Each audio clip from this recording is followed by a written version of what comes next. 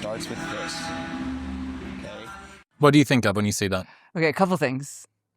Well, it was beautiful that he could go underneath what her fear was. Not just she's afraid of doing this flip, but she's afraid that if she fails, that maybe her dad won't love her, which is really beautiful. Like, he gets under the fear. And I do have one critique. That was beautiful, obviously, what he said. Mm-hmm. But I do have one critique of this dad. Well, hey, if anyone is open to feedback, something tells me that it's Anthony, the dad. And it is that what therapist. I'm not a therapist.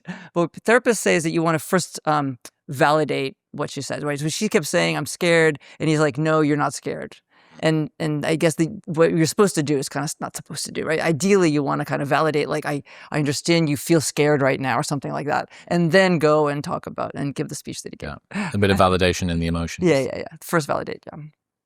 Is that important, do you think, when receiving love and trying to give it as well? Mm-hmm. It's so interesting. So one thing we talk about, right, like, let's say you're sharing more of yourself because you want to feel more loved, and so you are sharing more of yourself, and then I'm listening. So listening is so critical. Most of us are not very good listeners.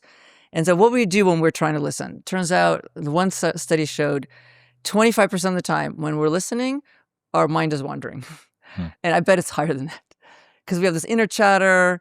We're like distracted, or we're rehearsing what we want to say next, right? How I'm going to respond to you.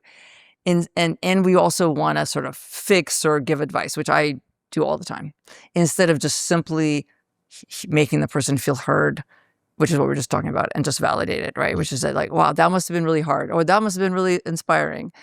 How did that feel? And again, that sounds like therapy talk, but you can put in your own words.